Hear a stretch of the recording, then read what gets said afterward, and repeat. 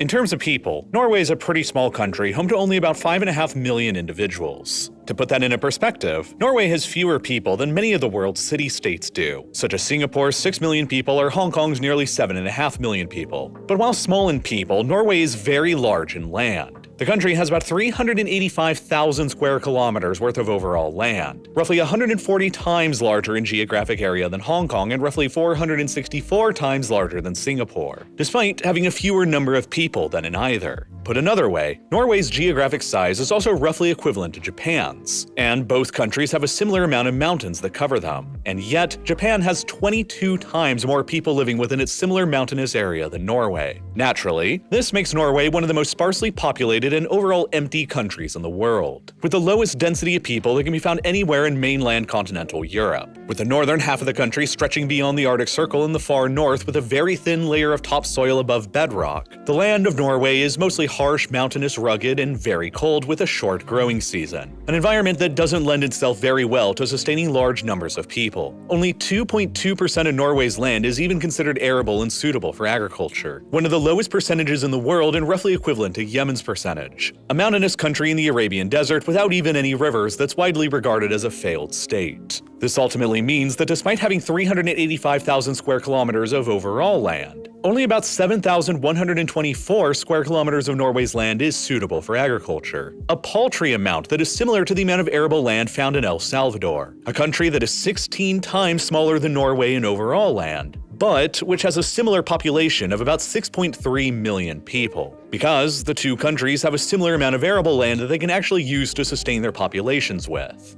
And then, to make matters even worse for Norway, their small amounts of arable land are scattered all throughout the south of the country in small valleys in between all of their massive mountains, which has always made the creation of large, integrated, and efficient farms in the country impossible. With its vast and wide open expanses of arable land all throughout the country, the average farm size in the United States is more than 8 times greater than that in Norway as a result. And so, American farms are more integrated, more efficient, and more productive as a result, and can simply feed many times more people. Because of these inherent disadvantages when it comes to agricultural potential, there have been expectations and assumptions made by people all throughout Norway's history that the country should naturally be poor, or at least that Norway was historically a poor country until the sudden discovery of oil changed everything in the late 1960s, and paved the way for Norway's currently well-known prosperity. But the interesting truth is that oil didn't actually make Norway rich. It just made Norway even richer than it already was beforehand. Contrary to popular belief, Norway has been a relatively wealthy country for most of its entire history. And it almost counterintuitively has to do exactly with the same geography that makes the country so terrible for agricultural production. There are other geographic factors that can determine the fate of nations beyond agricultural potential, and one of the biggest others is how easy it is to travel around the country's territory and conduct trade. Transportation across Norway by land, however, has always been very difficult. For thousands of years before modern highways and tunnels, traveling along the Norwegian west coast on foot or horse was basically impossible because of the omnipresent steep mountains and deep fjords that carved all across the landscape. But this seemingly geographic curse actually turned into one of Norway's greatest geographic blessings in disguise. Because of all the jagged fjords located all throughout the Norwegian coast, Norway is generally regarded as having by far the longest coastline anywhere in Europe, with a coastline that's more than 6.5 times longer than the United Kingdom according to the CIA World Factbook. In fact, Norway's coastline is considered to be so enormous because of all these fjords that it's ranked as having the second longest coastline of all the countries in the entire world, remaining only behind the #1 spot of Canada. This has always meant that as Norway coalesced into a modern nation-state, its small population was always scattered in small clusters all throughout the mountains and the fjords separated from one another across land. Not too unlike other mountainous societies like Afghanistan or Persia. But unlike those societies deep within the interior of Eurasia, the small scattered population clusters across Norway all had easy and immediate access to the global ocean because of all of the fjords that cut deep into Norway's interior. This geography encouraged a maritime culture to develop within Norway from very early on, and the fjords granted the Norwegians the ability to rapidly travel between each other's settlements by sea. Moreover, the fjords enabled easy access for traders to penetrate deep into the country's interior and get close to one of Norway's greatest natural assets, its huge forests and lumber resources. Norway has never had the largest forest in Europe. It's beaten out by many other countries with larger ones like Russia, Finland, Sweden, and even France. But for centuries all throughout the age of sail before the development of railroads unlocked Russia's lumber potential, Norway's lumber industry was the biggest in Europe because of how much more relatively easier it was to access their forests in the interior, through the fjords, and export it to markets. Norway's lumber could be felled within the interior, then cheaply and efficiently dumped into rivers and floated downstream toward the settlements and sawmills along the fjords, where sawmills powered by those same downhill rivers and their waterfalls would refine the lumber, and the lumber could then be cheaply exported out through the fjords and onto the global market. And so, until the later 19th century when railroads fully unlocked the lumber potential of European countries with larger forests like Russia, Finland, and Sweden, these relative geographic advantages made Norway the lumber powerhouse of Europe for centuries, and the country's maritime culture enabled it to build out a world-class merchant fleet. By the time that the 20th century rolled around, Norway already had the fourth largest merchant marine fleet in the entire world. The nature of Norway's well-connected but spread out and low-density population also encouraged two things. One, the communities were all connected to each other by the fjords and by the sea, which led to a common identity emerging between all of them despite their mountainous geography. And two, Norway's small population clusters learned early on to cooperate together on shipbuilding and construction for all of their common benefit. Entire Norwegian towns would cooperate together on the construction of ships that were vital for all of their survival, and shares in the ship's ownership would be divided amongst nearly everyone in the town who participated, from the lumberjacks to the craftsmen. Over time, this resulted in a much more spread out and decentralized distribution of wealth and ownership in Norway, in addition to the spread out and decentralized population. And so, a large, centralized, and powerful class of capitalists never really developed in the country the same way that they did elsewhere in places like France and Britain, with their populations and economies both largely concentrated around their political capitals. Norway's geography, conversely, forced its people to trust each other and to cooperate on building the ships that were vital to their survival. And so, early shipbuilding in Norway was largely cooperative in nature. And then, that influenced the country's economy for centuries afterwards through to the present day, as Norwegian agriculture, forestry, maritime insurance, and fishing all became dominated by cooperatives, while the Norwegian banking sector throughout the 19th and 20th centuries became effectively dominated by cooperative credit unions as well.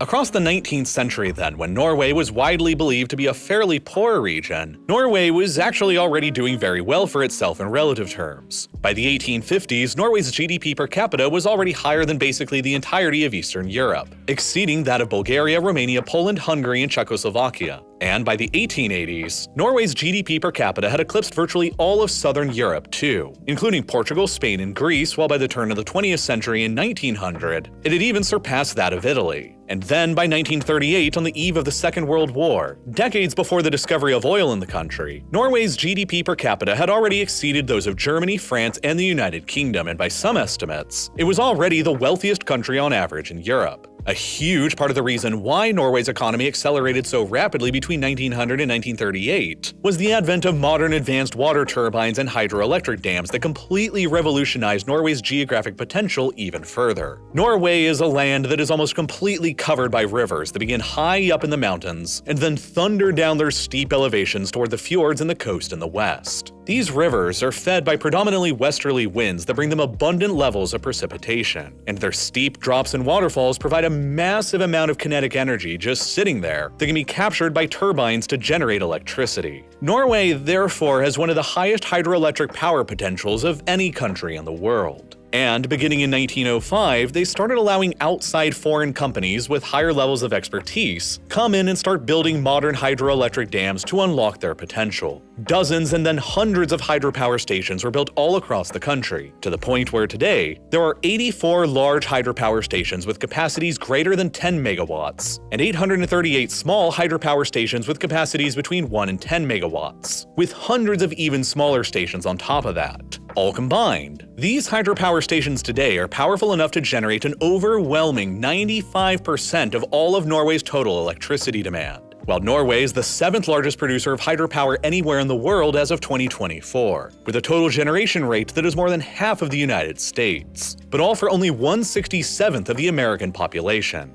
The harnessing of Norway's hydro might in the early 20th century provided the country with its first major economic boom, as it enabled the country to rapidly industrialize and electrify itself. By 1920, Norway was consuming more electricity per capita than any other country in the world, and more than 2/3 of the population already had access to electricity, which was double the rate in the United States at the time. This huge amount of energy for such a small population then enabled the Norwegians to develop extremely energy-intensive factories that eventually began specializing in refined aluminum production under the Norsk Hydro Corporation, which is today one of the largest aluminum companies in the world. Norsk Hydro continues to source the vast majority of the energy they use to produce refined aluminum from Norway's hydropower, and the company is 34% publicly owned by the Norwegian state. It has enabled Norway to become by far the largest producer of aluminum in Europe, and the 8th largest producer in the world today, which further makes the country the largest provider of aluminum to the European Union. But just as hydropower continued unlocking Norway's potential in the early 20th century, the industry came to become dominated by the large foreign companies that came to Norway to invest and build all of the dams out. And so, Norway sought to gradually wrest control over them to secure its own national control over its own resources. Norway's small and spread out population lacked large amounts of capital and technical expertise, however. They needed the large foreign investors to help them build out their hydroelectric and factory potential. And so, a straight-up quick nationalization of the foreign investors' assets would have sent all of that foreign investment and expertise they needed fleeing in the future. To avoid that outcome, but to still secure their own control over their own resources, Norway decided on taking a pragmatic and long approach to the hydro industry that would directly influence their approach to the oil and gas industry decades later. Norway established rules that foreign companies who came to invest in Norwegian hydro would have to follow, that included clauses that hydroelectric power stations and mines they built and funded would have to be turned over to the Norwegian government without compensation after a period of 60 to 80 years of operation.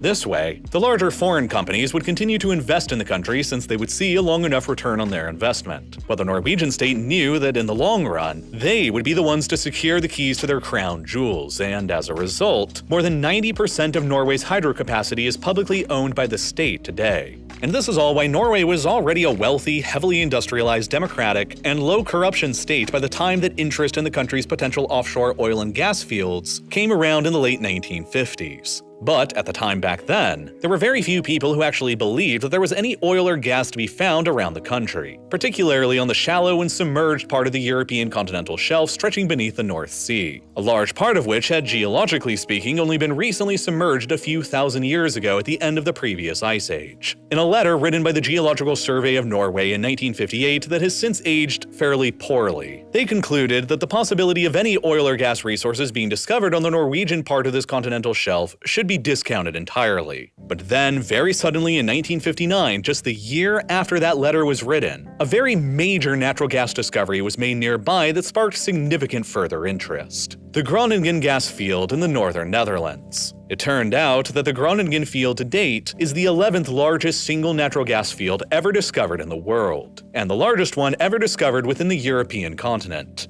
It became central to the early emergence of the Netherlands as a major gas-producing country, and it became a cornerstone of the domestic European gas market. And so, naturally, its discovery back in 1959 sparked renewed interest and curiosity that just perhaps there were further gas and potentially even oil discoveries still to be made further beyond beneath the as-yet unexplored North Sea as well. 3 years later, in 1962, the American petroleum major Phillips became the first to submit an application to the Norwegian government to begin exploring for oil and gas resources within their section of the North Sea. The only problem was, at the time, nobody really knew where Norway's section of the North Sea actually was, because the maritime boundaries within the North Sea hadn't been firmly or legally settled yet between all of the nations that surrounded it. But luckily for Norway in 1965, eager to get exploring and drilling themselves, the government of the UK hastily agreed to simply divide the continental shelf beneath the North Sea based on the principle of the median line distance, the geographic line running down the center of the North Sea between the UK's land territory territory and Norway's land territory.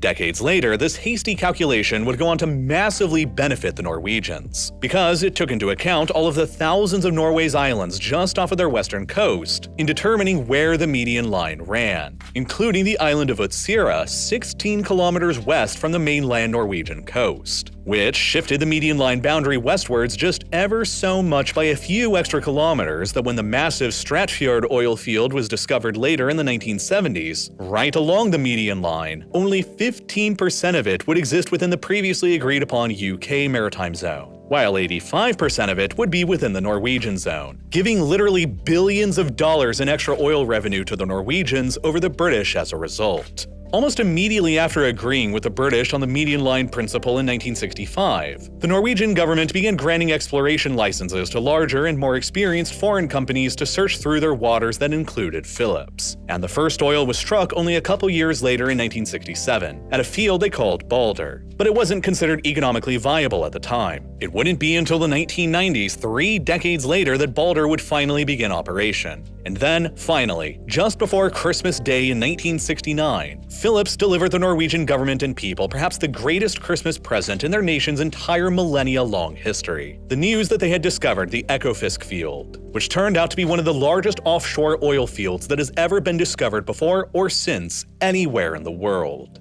Production out of Ekofisk began only a couple years later in 1971, and then a series of further major oil and gas discoveries were made all across the Norwegian continental shelf over the years that followed, at fields like Stratfjord, Oseberg, Gullfaks, and Troll, the latter of which generated a media sensation in 1996, when the Norwegians transported the Troll A offshore oil platform to the field from the Norwegian mainland. To date, this operation remains both the heaviest and the tallest structure that has ever been moved by human beings from one part of the Earth's surface to another. It was also during this time that the Norwegians quickly began applying the previous lessons they had learned with the country's hydro industry to the rapidly emerging oil and gas industry as well. The country founded a state-owned oil and gas company that they initially called Statoil almost immediately after the first production of oil began. And just like the pragmatic and long-term approach that the Norwegians took with the country's hydro industry in the early 20th century, they began establishing rules that the larger and more experienced foreign oil and gas companies would have to follow in order to invest in Norway's resources that would ensure Norway's eventual control over them. The Norwegian state-owned Statoil was to always have more than a 50% ownership stake in every production license that the government granted, which was designed to provide the larger and more experienced foreign oil and gas companies an incentive to still come and invest in the country, while also providing Statoil with valuable real-world experience through learning from the joint ventures. And Norway's previous high levels of expertise in the shipbuilding industry proved invaluable to Norway's quick mastery of offshore and subsea oil and gas infrastructure projects too. One of the leading underwater oil and gas infrastructure companies in the world today is currently Subsea 7, with billions of dollars in annual revenue, and they were founded as a joint venture in 2002 by an American company and a Norwegian shipbuilding company known as DNSD, that had been itself founded a century and a half previously back in 1854. Fairly recently in 2018, Statoil's name was changed to what it's currently known by, Equinor, and today, thanks to Norway's foresight in guiding the company and helping it gain foreign expertise over the decades, Equinor is itself a global energy major and is ranked as the 10th largest oil and gas company in the world, with a current market cap of roughly $85 billion, which puts it on a similar footing to the current market cap of BP at about $98.3 billion. Equinor now produces approximately 70% of all the oil and gas on the Norwegian continental shelf today, and it remains 67% majority owned by the Norwegian government, with the remaining 33% of its shares being publicly traded on global stock exchanges like the New York Stock Exchange and the Nasdaq. And as it turned out, there actually was a lot of oil and gas on the Norwegian continental shelf. So much so that Norway now has the largest reserves of oil in Europe outside of Russia, and is ranked 20th in the world, with similar volumes as former OPEC countries Angola and Ecuador, and with more than 3 times as many reserves as the next place in Europe just across the North Sea, the UK. And in terms of natural gas, Norway again is ranked as having the largest reserves in Europe outside of Russia, and the 21st largest largest in the world, with volumes that are similar to the likes of Kuwait and Azerbaijan. And with its extremely close proximity to the European Union's market, Norway had a ready-to-go export market all lined up for itself as well. With hardly any oil and gas resources of their own beyond the Groningen gas field in the Netherlands, the EU has practically always had to import the vast majority of the oil and gas they consume from abroad. Oil was a far easier problem for the EU to solve, though, because oil can effectively be imported from anywhere else in the world. The bloc was less handicapped by geography here because, in its crude form, oil is a liquid that can be easily loaded up into barrels or containers and shipped across the oceans on container ships from origin to destination, meaning that the EU could easily import oil from as far away as the Americas and Nigeria with little worries. But natural gas was a completely different problem for the Europeans to solve. Gas is far more difficult and expensive to export and move around the world than oil because, well, it's a gas. While it's in its gaseous state, it takes up a huge amount of volume and is completely economically impractical to load up onto container vessels and ship somewhere else. Thus, before the rise of liquefied natural gas production, gas markets were highly geographically regional in nature. For Europe, this meant building out a series of pipelines to transport natural gas from relatively nearby sources to consumers, the largest of which, during the 20th and early 21st centuries, were constructed from the relatively nearby gas sources in the Netherlands, Algeria, the Soviet and later Russian Siberian fields, from Azerbaijan after the collapse of the Soviet Union, and of course from Norway and the Norwegian continental shelf. This historically made the EU mostly dependent upon natural gas imports from three of its closest and largest neighbors: Russia, Norway, and Algeria. By 2021, Norway had constructed a total of 11 undersea gas pipelines connecting their gas resources directly to European consumers. And then in 2010, Norwegian gas production exceeded the country's oil production for the very first time, as the demand in the EU and the UK continued growing for more. And by the 2010s, Norway had already emerged as the second largest exporter of natural gas to the EU, only behind the Russians. By 2021, the year immediately before Russia launched its full-scale invasion into Ukraine, Russia was supplying about 40% of the EU's total gas imports, while Norway was supplying about another 25% of them, while Russia was further supplying the EU with about 25% of their oil imports, up against Norway's share of 9.4% of their oil imports. And by this point, with billions of dollars a year gushing into the Norwegian economy, Norway had already effectively become a petrostate, the only one in Europe other than Russia. In 2021, oil and gas made up roughly 21% of the entire Norwegian GDP and made up a whopping 51% of all of Norway's exports by value. But Norway never actually evolved into the usual petrostate stereotypes of corruption and authoritarianism, for several notable reasons that set it notably apart from the others. While there is no universally agreed upon definition of what actually constitutes a petrostate, the most general definitions revolve around countries whose economies are very heavily dependent upon the extractions and exporting of oil and gas to the point where without those industries, their economies could face collapse. 25 countries around the world spanning South America, Africa, the Middle East, Europe, and Asia usually come to mind as the world's most classic examples of petrostates. And out of all 25 of them, every single one are considered by the Economist Democracy Index to be either authoritarian regimes or hybrid regimes, except for only two of them: Indonesia and Norway. But Norway stands out above all of the rest, ahead of even Indonesia, because the same index from The Economist literally ranks Norway as the single most democratic, free, and egalitarian society on the face of the earth, which puts its status as a petrostate into an extremely stark contrast with the likes of Saudi Arabia, Iran, Russia, and Venezuela, which are all among the most heavily authoritarian and corrupt states in the world. And a big part of the reason why an abundance of oil and gas resources didn't turn Norway into a heavily authoritarian and corrupt state like most of the other petrostates is because of the country's geography, history, and forward-looking policies that their government enacted from early on.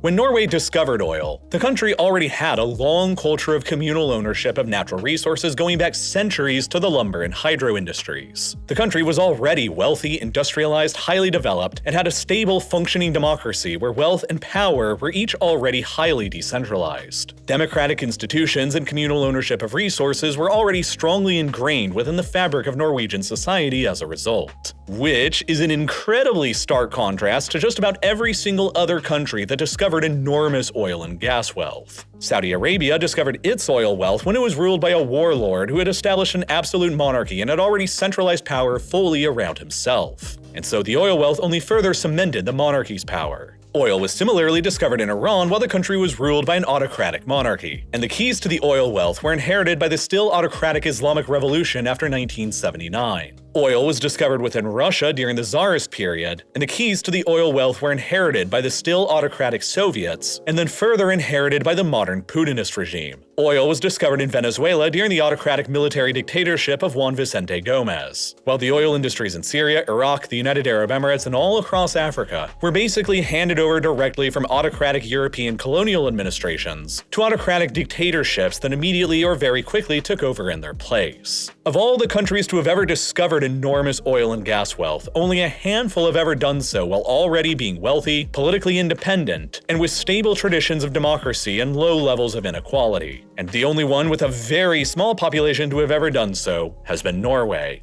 Norway was thus better prepared to handle the sudden influx of oil and gas wealth than most others have been, but it still initially caused the Norwegian economy to become rapidly undiversified and dependent on oil and gas anyway. Throughout the 1970s and early 80s, when the price of oil was high, the oil-dependent Norwegian economy was booming, but then in 1986, the price of oil suddenly collapsed, and with it, Norway's heavily oil-dependent economy suffered its first oil-induced recession. Over the past 6 decades of history, going back to 1960, the Norwegian economy has only ever shrunk on 3 occasions. In 2020 during the outbreak of the COVID-19 pandemic, in 2009 during the depths of the Great Financial Crisis, and in 1988 back during the depths of this oil recession. But the Norwegian government learned a valuable lesson from this recession in the 1980s. It needed to diversify itself away from the unpredictable ebbs and flows in the oil market. And so, just a couple years later in 1990, the Norwegian state, with its long history of communal ownership of resources and democratic institutions, had the foresight and the capability to establish the Pension Fund Global, otherwise known as the so-called Oil Fund.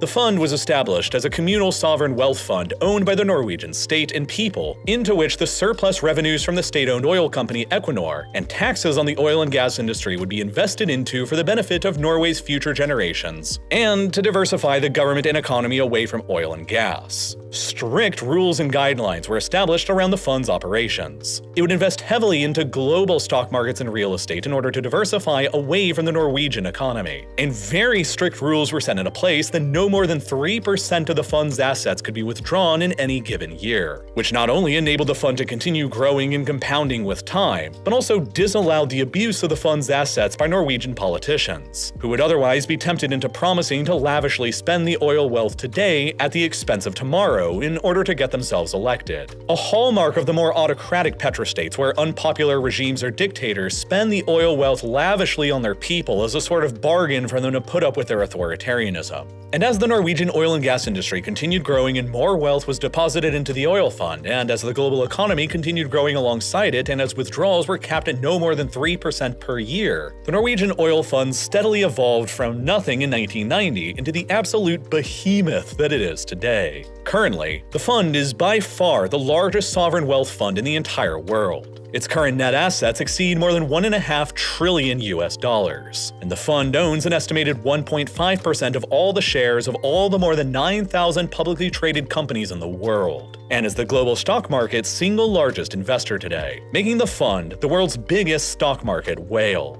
This is despite the fact that the Norwegian economy itself only represents about 0.5% of the entire global economy, and despite the fact that the Norwegian population only represents about 0.07% of the worldwide human population, and yet they own 1.5% of the global stock market. The oil fund is currently so massive relative to Norway's small population that it's worth approximately $275,000 per Norwegian citizen, if they decided to ever cash it all out. And it's already reached a point where the fund's conservatively capped 3% withdrawal rate per year can safely provide for about 20% of the entire Norwegian government's annual budget in perpetuity, giving Norway the ability to rely less on the unpredictable fluctuations of oil and gas price revenue to continue funding their government operations and shielding the country from future oil price collapses. Now, back to Norway's oil and gas industry. The country controls the 20th largest proven reserves of oil and the 21st largest proven reserves of natural gas, which have granted Norway the ability to become the world's 13th largest oil producer and the 9th largest gas producer, representing about 2% of worldwide oil demand and 3% of worldwide gas demand.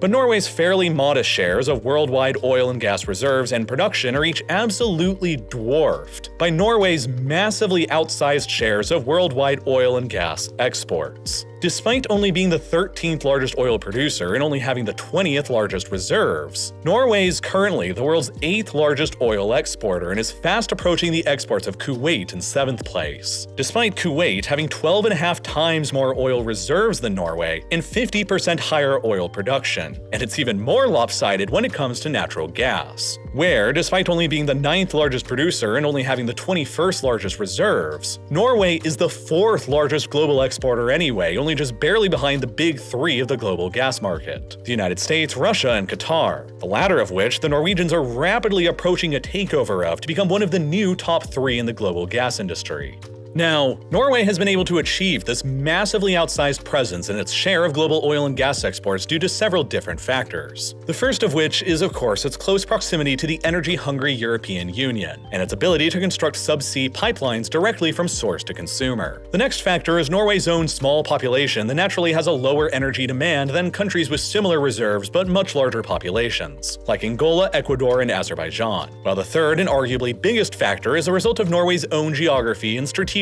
chosen policies. Norway produces enough renewable hydropower through all of its rivers and dams to power 95% of the country's electricity demand. And in addition to having the largest hydro potential in Europe, the country also has one of the largest wind potentials as well. The coasts around Norway and the mountains that run along the country's spine are among the windiest locations to be found on a continent that is generally not a very windy place. So, in addition to having the 7th largest installed hydroelectric capacity in the world, Norway already has the 18th largest installed wind capacity in the world as well, and has a massively untapped potential here that is only just starting to grow. So, in addition to having pretty large amounts of oil and gas, the country also has huge amounts of renewable energy potential as well, and they've been using that potential to their strategic advantage. They effectively keep all of their renewable hydro and wind resources in-house to meet their own energy demands indefinitely, which has freed them up to sell most of their oil and gas resources that they don't really need to outsiders abroad, and especially to the energy-hungry EU directly next door. And in addition to harnessing their local hydro, wind, and even geothermal potential to effectively turn their entire electric grid into 100% domestically produced renewables, they're also reducing the amount of fossil fuels their country consumes even further by offering generous tax and financial incentives to their citizens to adopt fully electric vehicles or EVs as well. As a result, a whopping 88% of all new car sales in Norway across 2022 were EVs, which is by far the highest market share that EVs have yet achieved in any country in the world today. And since these pro-EV policies have been being pursued within Norway for a long time now, nearly 1 in every 3 vehicles on Norwegian roads are already EVs that don't consume any oil and are powered instead by the state's domestic and renewable hydro, wind, and geothermal resources. And for Norway, this is about far more than simply reducing emissions and combating climate change. It's also about national security and financial power. The more that the Norwegian electricity grid became powered by renewable sources from within Norway, the more secure the country became from having to rely on foreign energy imports and supply chains, and the more of their own oil and gas resources they could sell abroad, and the more cash they could plow into their sovereign wealth fund to diversify their economy further away from oil. And the more EVs that get adopted within the country that can be indefinitely powered by their domestic renewable sources, then the even more of their domestic oil resources they won't need and can sell abroad as well to continue plowing even more money into the sovereign wealth fund, to diversify even more away from oil. It is a cascading strategy that has been diligently followed in Norway for decades, that is steadily transforming the country into one of, if not the, most powerful and influential states in Europe. It is thus Norway's unique 21st century philosophy and doctrine that its oil and gas resources are to be produced and sold to foreigners, while its renewable resources are to be harnessed and provided for the needs of the Norwegian people. This clever and unique strategy has set them up to be capable of selling and exporting virtually all of the oil and gas that they produce, while simultaneously being completely energy independent at the same time, which is how Norway's modest global oil and gas reserves and production levels take up so much more of the world's total exports, and how the country has gotten so spectacularly wealthy in the the process. The results of all of this prudence and decades of forward-looking strategic thinking all culminated in 2022 after the Russians decided to invade Ukraine. In the aftermath of triggering the biggest war in Europe since World War II, the European Union decided to begin shutting down their previously massive imports of Russian oil and gas in order to deny the Kremlin its primary source of funding for their war machine attempting to overrun Ukraine. But of course, the EU had to quickly find somebody else to begin replacing Russia's previously large shares of 25% of their oil imports and 45% of their gas imports. And Norway, with its big oil and gas resources right nearby and its friendly relations, was the best positioned country in the world to take advantage of the situation and fill in the demand. Consequently, exports of Norwegian oil by tankers, gas through pipelines, and even liquefied gas or LNG by tankers all began surging towards the EU market to replace the Russians, with Norway's overall share of EU oil imports rising from 9.5% just before the war to 13.3% in the first quarter of 2023, which makes Norway currently the EU's single largest provider of oil. Norway's share of the EU's imported piped gas also skyrocketed upwards from 38.1% just before the war to a whopping 46.1% in the first quarter of 2023, while Norway's share of the EU's imported LNG rose from basically nothing just before the invasion to 6.6% in Q1 of 2023, the bloc's fifth largest provider of LNG now overall. And at the same time as Norway's oil and gas export volumes to a suddenly desperate EU were rapidly rising, the global prices of oil and gas were each rapidly rising right alongside them. The result of this situation caused by Russia has been an absolute financial bonanza for the Norwegians, the likes of which has never before been seen. The country pulled in a whopping $112.3 billion in revenue from their oil and gas industry in 2022 alone, and then immediately shattered that record with another $131 billion in oil and gas revenue across 2023, compared to a relatively paltry $29 billion in oil and gas revenue that they earned before the war and the energy crisis in 2021. Norway's oil and gas revenue in 2023 alone was roughly equivalent to the entire collective GDP of Slovakia, and they've been utilizing their sudden windfall very wisely. They have invested enormous amounts of it into the Sovereign Wealth Fund, and tens of billions of dollars more are being invested to explore for even further untapped oil and gas deposits that could be found within Norway's far northern Barents Sea that still remains largely unexplored. More pipelines are being built to Europe to expand their export capacity even further, and to replace the Russians' previous market share even further. Norway's increasing displacement of Russia in the European energy market was perhaps best symbolized in September of 2022.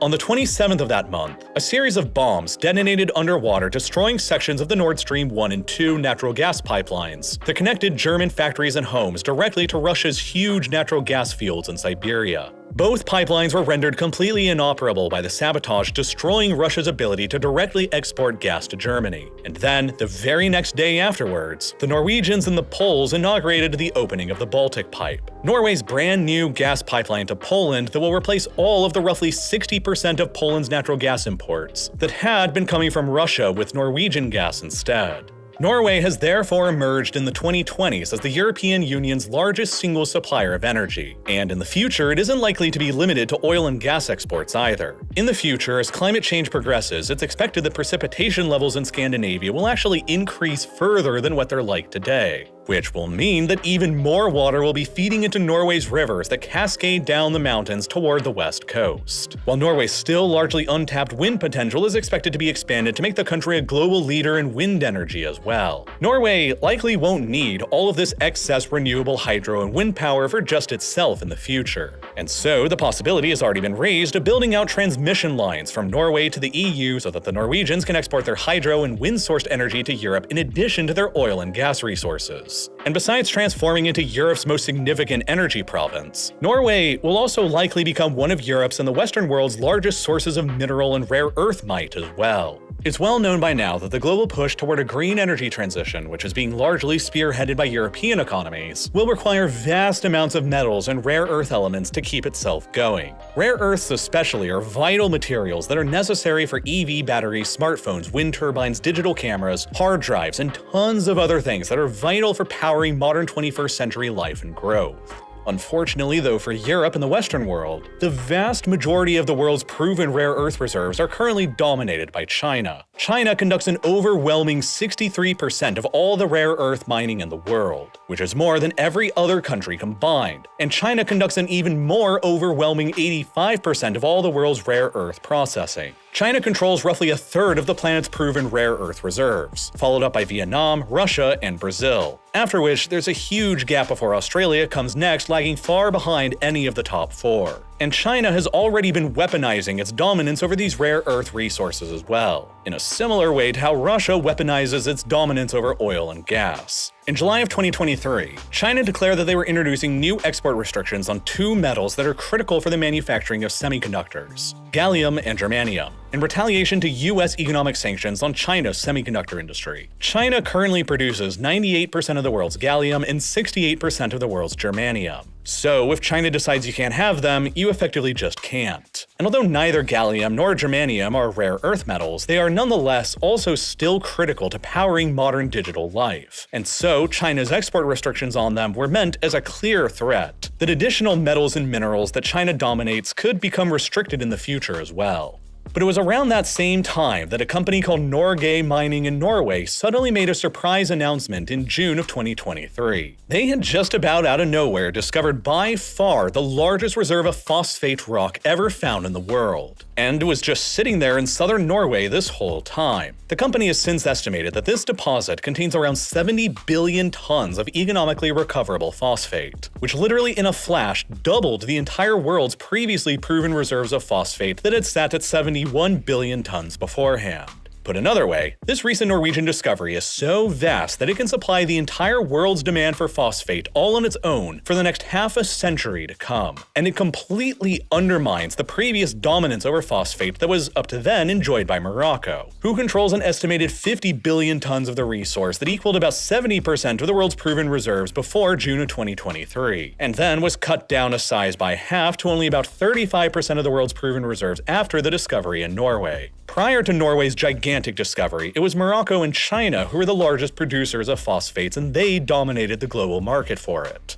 Phosphates are really important because they're a critical component used in fertilizer and global food chains. And in smaller quantities, they're also similarly used to produce digital devices and EV batteries. And Norway Mining still isn't finished either. They believe that their huge phosphate discovery in southern Norway also contains huge amounts of metals like titanium and vanadium as well. Metals that are vital for the construction of everything from aircraft to computers and submarines and more. At the moment, the production of both metals are dominated by China, who produces roughly 36% of the world's titanium and more than half of the world's vanadium, while vanadium's production is further 99% dominated by the BRICS countries, with virtually all of the world's production of the metal happening in China, Russia, South Africa, and Brazil. This has meant that for a very long time, the US and the EU have each had to rely on geopolitically tenuous supply chains for their access to these raw materials that are vital to continue building airplanes and submarines and computers. And China's export restrictions on germanium and gallium show that China could, in the future, decide on introducing even harsher export restrictions on titanium and vanadium as well. Norway's probable massive amounts of both titanium and vanadium could end up granting Europe and the West their strategic autonomy from China, if Norway Mining delivers, while Norway is also now set to become the world's newest largest source of phosphates. This ultimately means that, in addition to becoming Europe's largest source of oil and gas and a major source of renewable energy, Norway is also primed to become Europe's largest source of many of the rare earth materials that are crucial for modern technologies, the green energy transition, and agriculture. And Norway is completely undermining the previous dominance in all of these industries in Europe that have previously been enjoyed by more autocratic powers like Russia and China. Norway is providing the Europeans with the ability to rely more on the most democratic country in the world for their raw materials, and less on their historically large autocratic providers like Russia, Algeria, Libya, Azerbaijan, and the Gulf states. Which means that Norway is probably only going to continue growing richer and richer by expanding their sovereign wealth fund even further, to dominate more of the global stock and bond markets while expanding its tax incentives to completely electrify their vehicles and grid even further so that they can keep selling more oil and gas to Europe to continue fueling their sovereign wealth fund. Norway has basically discovered the geopolitical equivalent of the infinite money glitch, and they've wisely set themselves up for generations of prosperity for every Norwegian citizen for years to come. Now, there's a lot of data that goes into producing these kinds of videos. Whether it's showing how Norway and Russia compete for the oil and gas market in Europe, what Norway's wind and hydroelectric potentials look like, how Norway's small population stacks up against larger city-states, or showing how China dominates the rare earth metals industry, the ability to visualize raw data like this on the map is exactly what makes learning this stuff so fascinating to me. And it's why the Exploring Data Visually course is one of my favorite courses that I've ever taken with this video sponsor, Brilliant. Brilliant is a STEM learning platform that helps you learn by actually doing. They don't just give you a mountain of text and expect you to remember everything you read. They use interactive exercises to teach you the intuitive principles, then build these principles upon each other so that you can genuinely understand complex subjects like data visualization and analysis, statistics, computer science, astrophysics, and tons of others. They really know how to teach for results, which is why Brilliant is perfect for the kind of person who wants to learn because they love learning, not because they're being forced to. And best of all, with their mobile app and smaller bite-sized course chunks, it's really possible to fit learning on Brilliant into any schedule, no matter how busy your day-to-day activities might be. So, if you're the type of person who loves learning new, fascinating things, you can try out Brilliant for free for a full 30 days by clicking the button that's here on your screen right now, or by following the link that's down below in the description at brilliant.org/RealLifeLore. And the first 200 of you to do so will also get 20% off of Brilliant's annual subscription as well. And as always, thank you so much for watching.